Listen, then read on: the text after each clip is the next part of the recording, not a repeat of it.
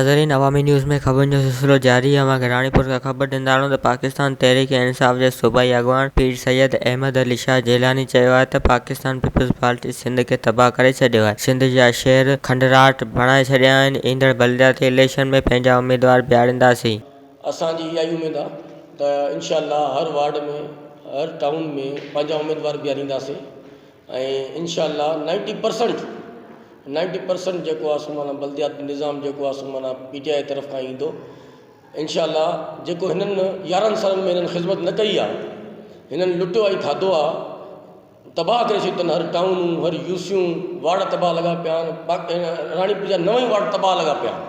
रानीपुर जा 9 वार्ड तबाह लॻा पिया आहिनि। कहिड़े हर वार्ड में वेंदो माण्हू दाऊं कंदा, किथे बि कंहिंजो कमु न थियो आहे। कागज़ी कार्रवाई थी आहे, बाक़ी कमु कोई न थियो आहे।